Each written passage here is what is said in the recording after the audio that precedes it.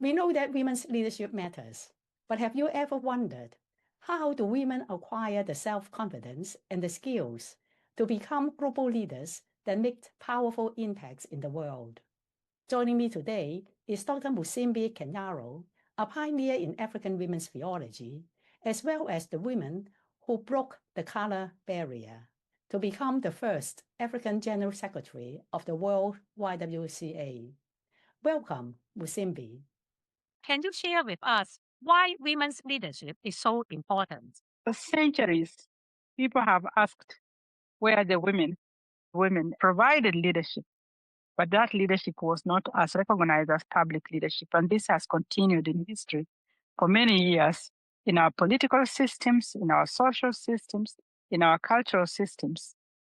When women are absent from leadership, they give the impression to the world that the world can exist with the leadership of only men as being visible as leaders. So the styles of men, the representation of men as people, it becomes what people see as the image of leadership. So I have been involved for many years in women's leadership. Women's leadership, which will be able to recognize that women and men, when we work together, the society is better. Because the benefits of such leadership benefits the whole society, not just women. It benefits the children, the society, and even more our environment. In your own life, have you had to struggle to gain leadership position or be recognized as a leader? Yes and no. Yes, in the sense that since I am a woman, the first impression that people have when they are choosing leaders is are they ready in that particular sector at that particular time to have a woman. And so if I have been on the list of people who are leaders in those kind of organizations, then people talked about it. And sometimes I didn't get positions. I can practically say I once applied for a job to be the head of the United Bible Societies in Africa. The leaders of our churches in Africa just weren't ready at that time to have a woman in that position. And so even though I had all of the qualifications that were required, theological education, PhD, etc., it was really hard for people to vote for me as a woman to be in that leadership role. But I have seen more of other women who have struggled to get into political leadership, to get into large leadership at universities, whether they want to become the dean or they think that they could be even a vice chancellor, but they suffer through being sifted out in regards to either their exposure or they are not having the time because they are going through a mothering season.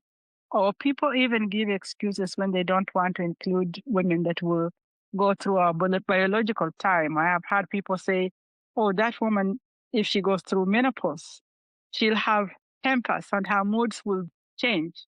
And if you have followed even American politics, you will know how women who have stood up for high political leadership have been described, whether we are talking of Mrs. Clinton or Harris. All of these women have shown us what society thinks about women's leadership. But I want to conclude that by saying that for those of us who come from churches, the area which has been debated over a long time is whether women can be leaders in the ordained ministry. And so I've been part of this journey that has campaigned, advocated, pleaded, theologized about women being in ordained ministries. And now we can be able to celebrate many women who are in many different ordained ministries of our churches. But we also are aware of the split of the churches that has happened over time when women get into these positions. We also are aware that both men and women sometimes feel like we have violated the scriptures, while some of us feel that we have at last obeyed the scriptures. So these issues continue to be with us. And I think that the joy of being under the grace and mercy of God is that we can continue to trust and hope that the God that we believe in will be the final judge of what humanity ought to be like. But we must continue to render our services to our world, to our churches, to our society, as men and women, without letting our gender be the barrier that prevents us from being the leaders that I think we can be. What are your advice for women who want to break the glass ceiling? You talk about Hillary Clinton and Kamala Harris. They were not able to break the glass ceiling to be first women president. And there are also other women who fight very hard to break some of those barriers. What would your advice be to them? First of all, I always say we have to acknowledge the successes that we have. I don't believe that I could be able to judge women's leadership in politics only by what the American society has done. If I wanted to look for women who are presidents, I can go to several other countries of the world, and I will be able to see examples of women who have become presidents by those countries. Yes, the American community may not be ready, but other communities have been ready for many years. We had India, we had Israel, we have had Liberia, we have had many countries of Asia which have had women leaders. So the issue of the presence of women in political leadership at the highest level of country leadership, we do have examples that we can be able to show. And so we can say that the glass ceiling is broken because the breakage of that ceiling doesn't come by one country.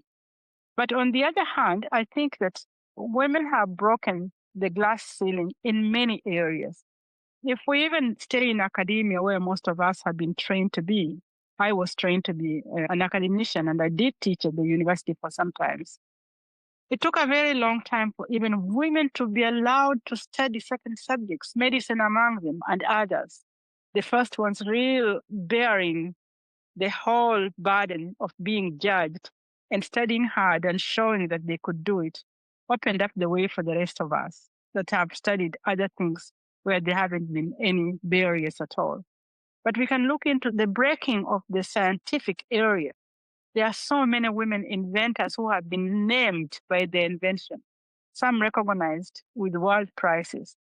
Recently, I was visiting China, and when I saw the list of the wall of people who have done important invention, I could see women scientists included in that.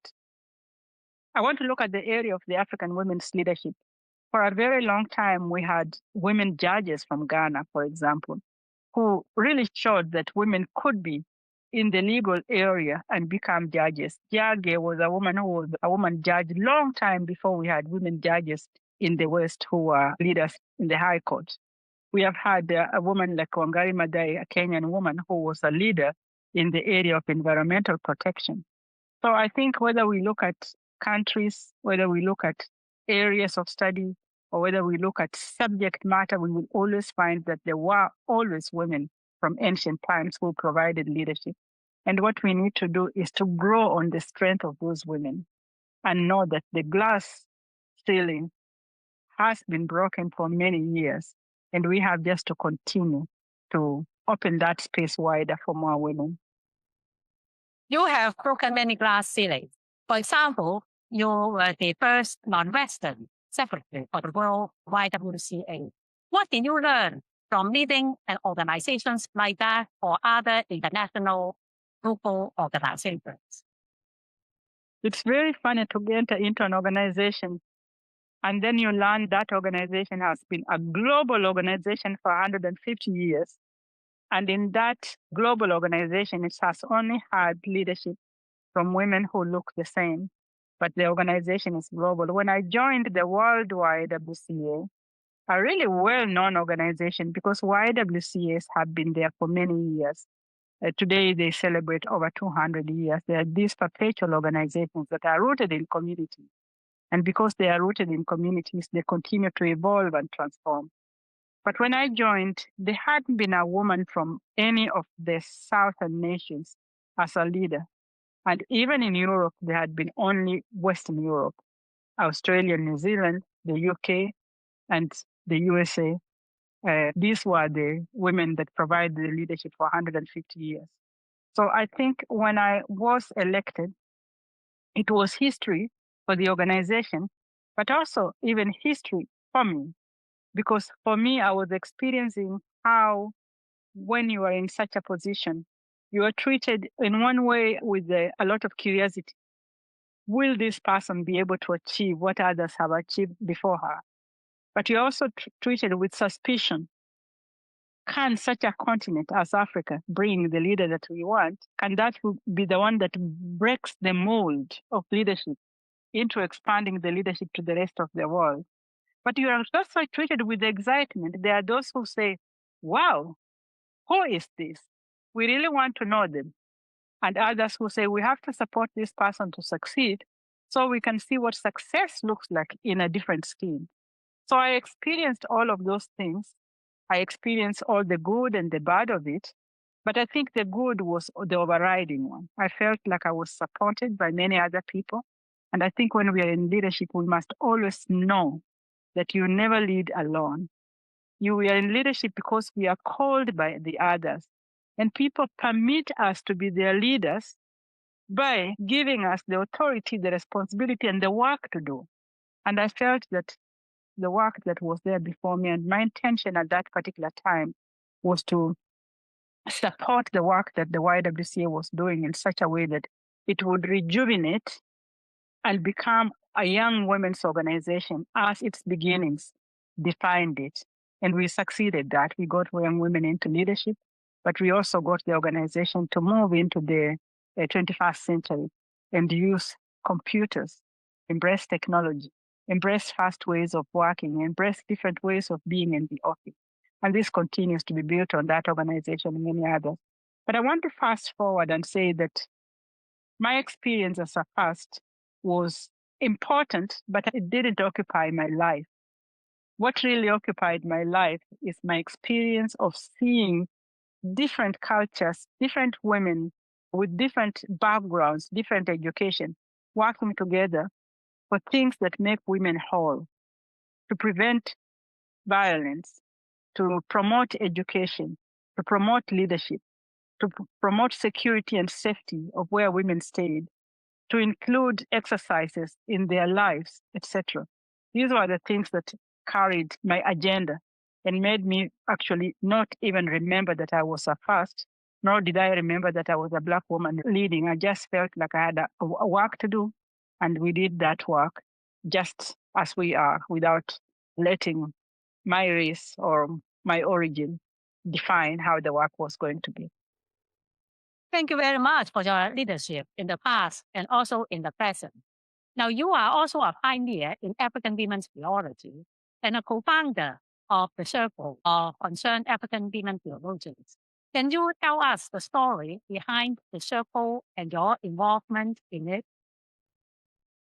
The Circle of Concerned African Women Theologians has been there since 1989, founded on the mission and the vision that a single woman, Masiama from Ghana, had.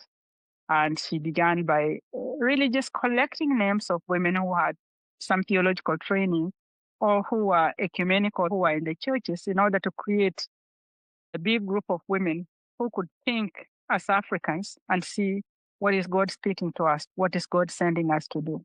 And the initial agenda was for us to address the dearth of written works by African women on the continent of Africa, because much had been written about us by Western people and by men in our own continent.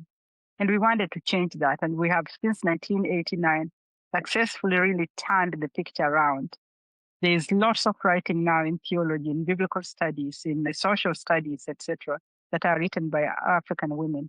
The next thing that has been another gain from the circle has been that many of us have accepted to take up jobs that were open, where people would say originally that there are no women. But since the circle was formed, there are women who are leading theological colleges. There are women who are pastors. There are women who are journalists. There are other women of the circle, like myself, who took what I learned from the circle and went to work in philanthropy and also in secular organizations, taking with me the faith and the solidarity that we had learned to form at the circle. And so we have continued to grow. We are large now. I was the first coordinator for the circle in Africa. Our most immediate coordinator, Musa Dobre, expanded that possibility to do research and writing. And now we have just a very large number of books that have been written by women in Africa.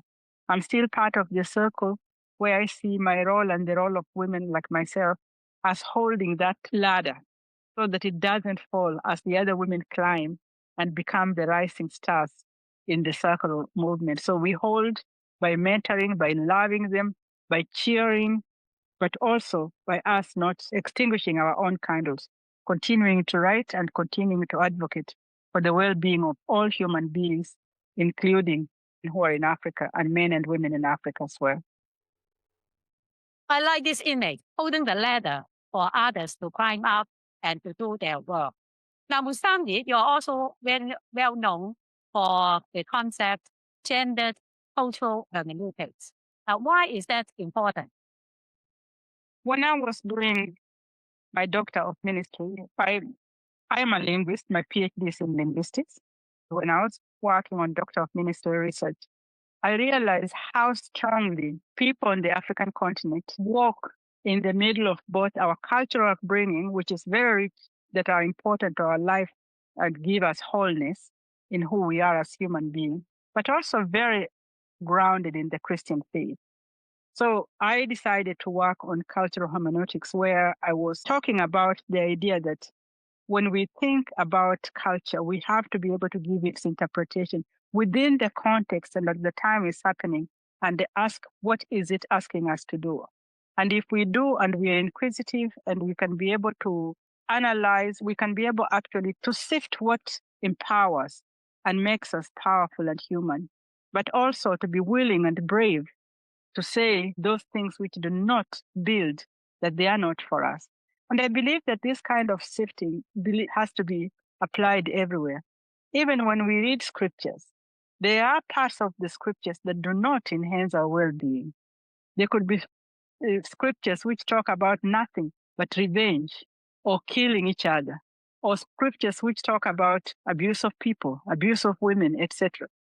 Those scriptures give us an example of the human person without the completeness of how God would like those people to be. And we need to be able to do a kind of analysis that helps us to see God's grace through all of this mess that is sometimes our scripture. The same is culture. So in cultural hermeneutics, I was basically saying it's a two-edged sword. I used that terminology. But I could also say it's a candy with one side which is sweet and another side which is not so sweet. So one needs to really work hard to choose what works for them in culture and what doesn't work for them in culture. And I also want to ask you, what are the issues that the African women theologians are working on now? So let me say that in the African women theology, we have always believed that God speaks to us through the issues that happen to us at a particular time in history. And we get this example because we can see when we read the Bible, the stories are told within the context of what was happening to the people of God at that particular time. So when we started in the 80s, the big issues on our continent included HIV/AIDS, included violence, included many health issues that our continent was facing. And so we let our theology address those issues. In between, we've had the issues of women in leadership. We've let our theology address those particular issues of bringing women into the women's visibility into leadership. Recently, we had COVID. We did our research on COVID to understand how COVID was impacting the African continent and how our faith, our belief systems, not only Christians, but Muslim women, women of other faiths, etc. How does our faith send us to be able to face hardship such as the pandemic, as many people thought that Africa would be wiped out with the pandemic? We were not wiped out. In fact, probably it was the least affected continent. And people still ask why. Was it just by God's grace? Was it by resilience? Was it by holding hope hard, etc.? I believe it's all of these things. And African women have written some of the experiences of African people during the time of COVID. Currently, many of the books that the African women are working on are addressing environment. They are addressing climate change. They are addressing the issues of today, because that's how we would like us to live in our faith. We don't want to live our faith in just calling to the past.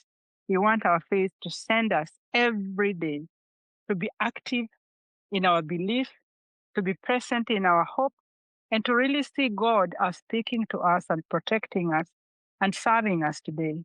And when we lament, because we also have a lot of lamentations, because there are many things that happen on the continent of Africa for which we ask why. And we don't hesitate as African women theologians to groan in the pain in faith and say, why is this happening to us? Why is this happening? And we have that debate with God. And we feel that it's holy debate, it's balanced debate, it's debate that helps us not to give up. So we don't give up our faith, but we are able to have a conversation with God within the context of our continent, our families, and our world. You are one of the few colleagues that I know who have worked in philanthropy. Can you share with us your work in women and philanthropy? First of all, let me say that the church and people of faith have always included philanthropy, and they did it in different ways.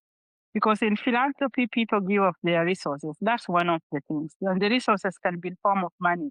It can be in form of knowledge. It can be in form of presence. So people give of their talent. They volunteer their hours, and they share things that they know.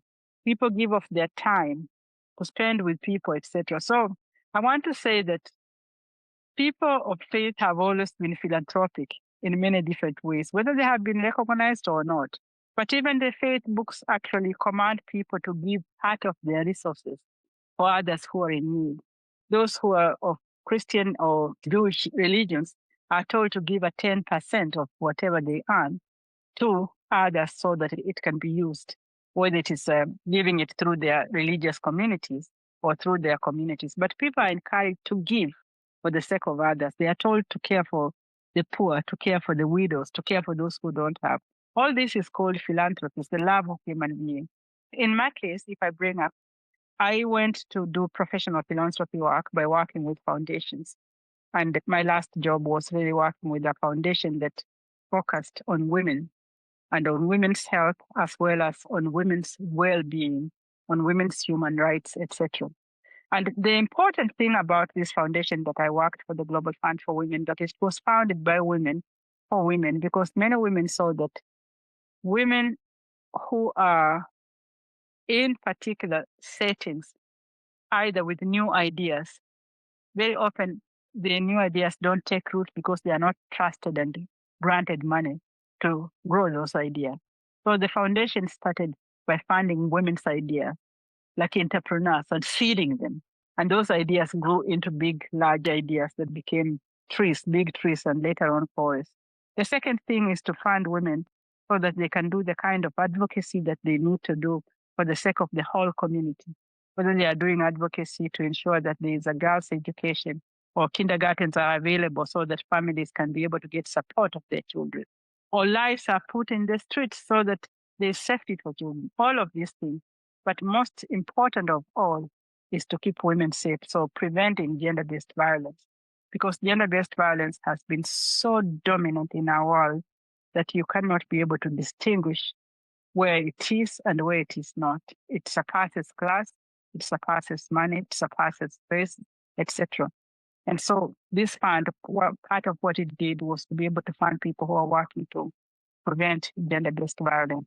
And here I want to specifically talk about violence against women, because sometimes it doesn't quite translate when you tell people gender-based violence. But violence against women, which begins from when they are born, when you have our cultures or our religions telling us that a girl child is less when the girl child is born. And that can continue into even discriminating them to have less access to school, less access to privilege. And it can continue to less access to jobs. It can continue to being defined on what they can do and which areas of work they can work and not. Now, our philanthropic foundation worked to fund people who are working to prevent these kind of discriminations and divisions that marginalized women. Thank you very much. I will see you in the next episode.